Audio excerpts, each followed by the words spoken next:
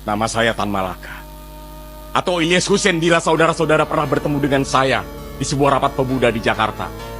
Elias Fuentes, Estahislo Rivera, Alicio Rivera. Bila saudara-saudara pernah bertemu dengan saya di Filipina. Atau Hasan Ghazali. Bila saudara-saudara menanyakan nama saya di Singapura. Ingatlah, dari dalam kubur, suara saya akan lebih nyaring terdengar. Indonesia berdiri bukan hanya karena satu proklamasi, tapi karena ribuan nyawa, suara, dan pikiran yang bersatu melawan penjajahan, perpecahan, dan keputusasaan. Di balik sejarah yang sering ditulis dalam baris-baris buku pelajaran, ada tokoh-tokoh yang tak hanya berperang tapi berpikir, tak hanya bersuara tapi menggerakkan dunia di sekeliling mereka. Mereka datang dari berbagai pelosok Nusantara, dari barat hingga timur, dari istana hingga kampung, dengan keyakinan yang sama. Indonesia harus berdiri dengan kepala tegak. Hari ini, kita menelusuri jejak para arsitek kemerdekaan, pemimpin dalam badai, dan pemikir yang membangun bangsa dengan tinta, darah, dan keberanian. Tan Malaka, sang pemikir yang tak terbungkam.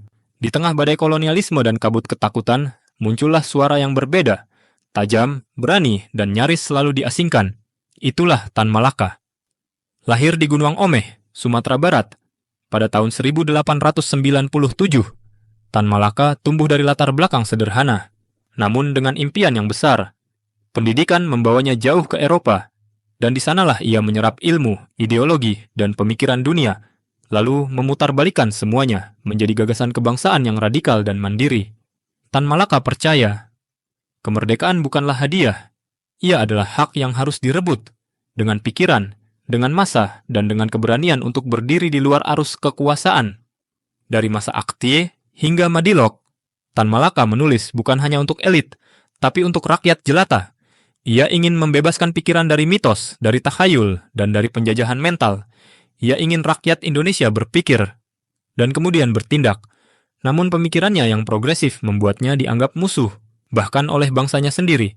Ia diasingkan dari Belanda, dari Filipina, dari Uni Soviet, dan dari Indonesia, tapi pelariannya bukan pelarian.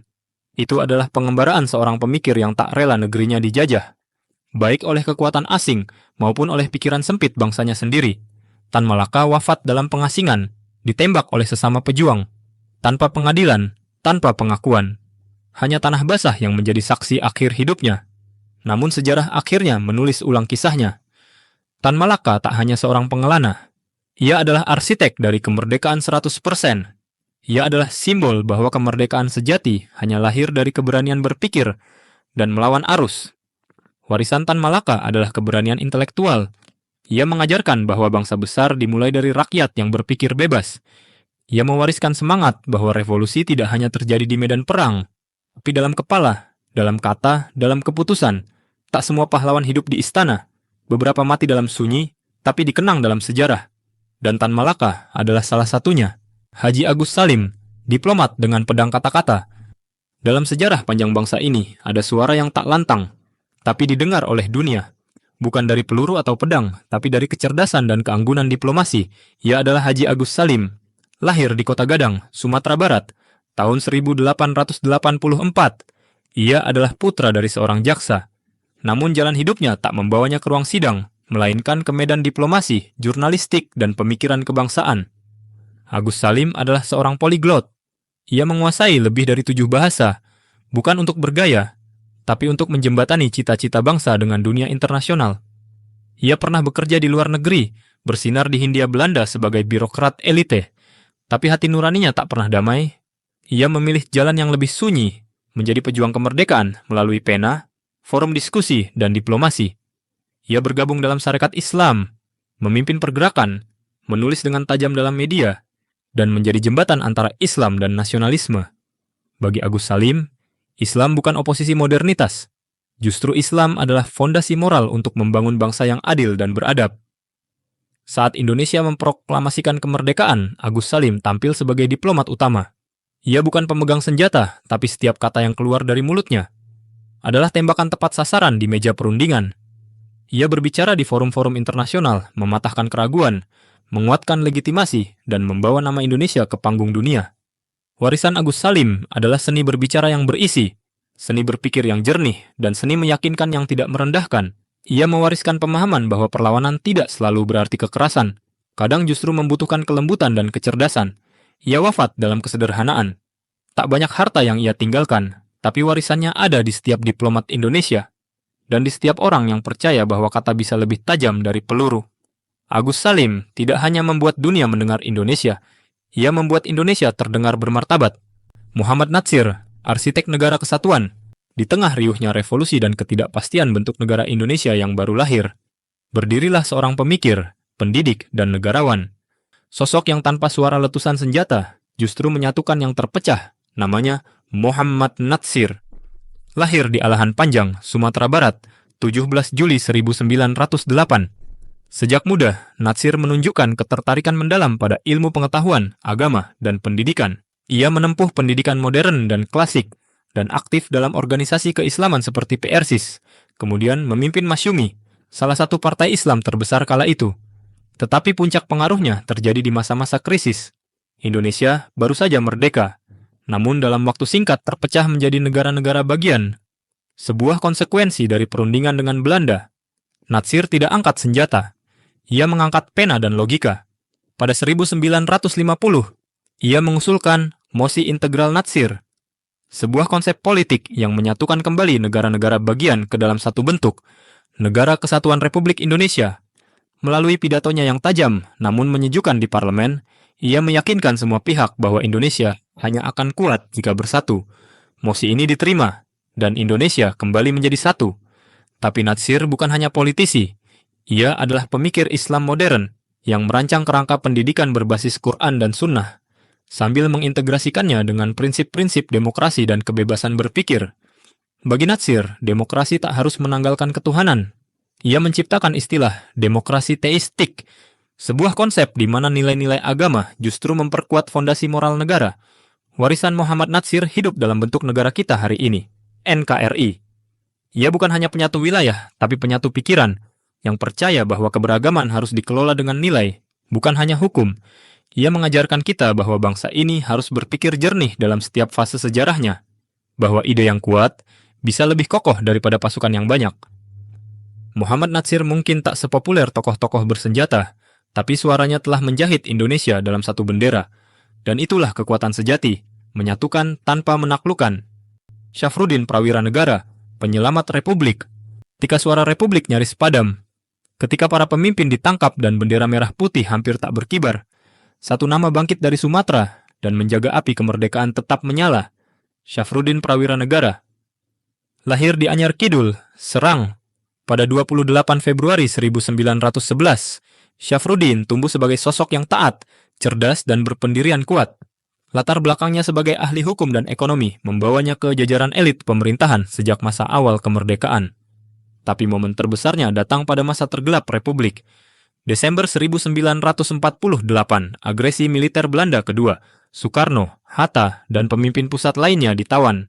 Dunia mengira Indonesia tumbang.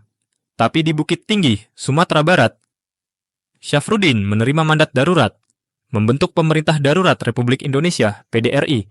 Tanpa banyak keramaian, ia menjalankan roda pemerintahan dari hutan ke hutan, dari gunung ke gunung. Dalam diam, ia memastikan Republik tetap hidup di mata hukum internasional. Ia mengordinasikan perlawanan, menerbitkan kebijakan, dan bahkan menyiarkan pernyataan resmi. PDRI bukan hanya simbol perlawanan, tapi juga bukti bahwa Indonesia belum mati. 7 bulan kemudian, Republik kembali berdiri utuh. Syafruddin tidak meminta pujian. Ia menyerahkan kembali mandatnya kepada Soekarno, tanpa pamrih, tanpa ambisi. Tapi perannya tak berhenti di sana. Sebagai Menteri Keuangan, ia memperkenalkan Ouyang Republik Indonesia, ORI, membangun dasar ekonomi nasional, dan mencetuskan kebijakan Gunting Syafruddin, sebuah langkah tegas untuk menstabilkan ekonomi pasca penjajahan. Pemikirannya tentang ekonomi Islam moderat, kedaulatan fiskal, dan peran negara dalam keadilan sosial masih relevan hingga hari ini. Warisan Syafruddin Prawira Negara adalah Republik itu sendiri, yang tetap hidup karena kepemimpinan dalam senyap. Ia adalah wajah dari keberanian yang sunyi, dari patriotisme tanpa sorotan. Di saat yang lain ditawan, ia berdiri. Di saat harapan nyaris habis, ia menjadi nafas Republik. Dan hari ini kita menyebutnya penyelamat Indonesia yang terlupakan. Teuku Muhammad Hasan, fondasi awal dari Sumatera. Tak banyak yang mengenalnya hari ini. Tapi di balik lembaran pertama sejarah Republik Indonesia, ada satu nama dari Aceh yang memastikan Sumatera tidak pernah absen dalam perjuangan. Teuku Muhammad Hasan. Lahir di Sigli, Aceh, pada 4 April 1906. Ia tumbuh dari keluarga bangsawan, tetapi justru menjadikan ilmu pengetahuan sebagai panggilan jiwanya. Hasan muda menuntut ilmu di Leiden, Belanda, berdampingan dengan tokoh-tokoh besar seperti Muhammad Hatta dan Sultan Syahrir. Di sanalah semangat nasionalismenya menemui bentuk yang lebih matang. Ia tidak hanya ingin merdeka, tetapi membangun bangsa yang berpendidikan dan bermartabat. Setelah proklamasi kemerdekaan pada 22 Agustus 1945, ia diangkat sebagai gubernur Sumatera yang pertama. Bukan sekadar jabatan administratif, ini adalah amanat untuk menjaga nyala republik di wilayah yang sangat luas, jauh dari pusat kekuasaan di Jakarta. Ia tidak menyia-nyiakannya. Dari Medan, ia membentuk struktur pemerintahan daerah, memelihara semangat kemerdekaan, dan menjalin komunikasi dengan pusat. Tanpa kendali administratif yang kuat di luar Jawa, republik yang baru lahir bisa goyah. Tapi berkat Teuku Muhammad Hasan, Sumatera tetap teguh dalam pelukan merah putih. Tak hanya itu, Hasan juga meyakini bahwa pendidikan adalah fondasi kebangsaan. Ia aktif mendirikan sekolah-sekolah Muhammadiyah, memperluas akses pendidikan Islam modern, dan menginisiasi yayasan beasiswa bagi anak-anak miskin di Aceh. Ia percaya bahwa kemerdekaan sejati adalah ketika setiap anak bangsa bisa mengangkat pena, bukan hanya senjata. Sebagai anggota BPUPK dan PPKI, suaranya turut membentuk dasar konstitusi Indonesia. Diam-diam, ia ada di banyak momen penting walau namanya tak sering disebut. Warisan Teuku Muhammad Hasan tidak hanya tentang kepemimpinan awal di Sumatera, tapi juga tentang keyakinan bahwa republik ini hanya akan bertahan bila dibangun di atas pondasi pendidikan, pemerataan, dan integritas wilayah. Ia membuktikan bahwa nasionalisme bukan hanya pekik kemerdekaan, tapi kerja diam-diam yang membentuk arah bangsa. Ketika republik ini masih rapuh, ia menjaga tiangnya di luar Jawa. Dan lewat setiap anak yang disekolahkannya, ia menanamkan harapan bahwa Indonesia akan lebih dari sekadar merdeka. Frans Kaisiepo, cahaya dari timur untuk republik.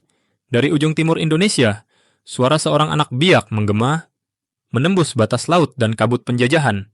Namanya, Frans Kaisiepo lahir di Wardo, Biak, Papua, 10 Oktober 1921. Frans tumbuh dalam lanskap alam yang megah, sekaligus dalam bayang kolonialisme yang panjang. Tapi semangatnya tidak pernah tunduk. Ia tahu, Papua adalah bagian dari Indonesia, bukan karena garis peta, tapi karena rasa yang sama, merdeka atau mati. 4 hari sebelum proklamasi dikumandangkan di Jakarta, Frans Kaisiepo telah mengibarkan merah putih dan menyanyikan Indonesia Raya di tanah Papua. Saat banyak pihak masih ragu, ia sudah lebih dulu percaya. Ia hadir dalam konferensi Malino 1946 sebagai satu-satunya perwakilan Papua yang menolak rencana Belanda memisahkan Papua dari Indonesia. Dengan tegas, ia bersuara, Papua harus dipimpin oleh orang Papua sendiri dan tetap dalam bingkai Indonesia. Ia tak hanya bicara, ia berjuang. Memperkuat gerakan akar rumput untuk melawan dominasi Belanda. Ia mengusulkan nama Irian yang berarti cahaya yang mengusir kegelapan, simbol harapan dari timur untuk republik. Saat operasi Trikora diluncurkan oleh Presiden Soekarno untuk membebaskan Papua, Kaisiepo adalah jembatan yang menyatukan idealisme pusat dengan aspirasi rakyat Papua. Ia membantu pendaratan sukarelawan Indonesia di Mimika, membuka jalan bagi Papua kembali ke pangkuan Ibu Pertiwi. Warisan Frans Kaisiepo tidak hanya diabadikan lewat nama bandara, kapal perang, dan uang kertas. Warisannya adalah bahwa Papua bukan sekadar bagian dari Indonesia, tetapi pelengkap jiwa dan hati bangsa ini. Ia mengajarkan bahwa nasionalisme sejati bukan datang dari pusat ke daerah, tetapi dari keyakinan lokal bahwa kita semua, dari Sabang sampai Merauke, berdiri dalam semangat yang sama. Frans Kaisiepo adalah cahaya yang menyala dari timur, menerangi perjalanan bangsa menuju kesatuan. Mereka telah tiada, tapi ide, keyakinan, dan keberanian mereka hidup. Di setiap helai bendera yang berkibar, di setiap nada lagu kebangsaan yang kita nyanyikan, dan di setiap impian generasi baru yang tak ingin dijajah oleh apapun, kecuali oleh cita-cita. Dari Tan Malaka yang menulis dalam pengasingan, hingga Frans Kaisiepo yang menyalakan cahaya dari timur, mereka adalah urat nadi sejarah yang membuat bangsa ini tidak patah, meski berkali-kali diuji. Dan hari ini, tugas mereka menjadi warisan kita, karena bangsa besar bukan hanya yang mengenang pahlawannya, tapi yang melanjutkan perjuangannya. Terima kasih sudah menonton. Jika video ini menyentuhmu, bantu sebarkan. Karena sejarah layak untuk terus didengar.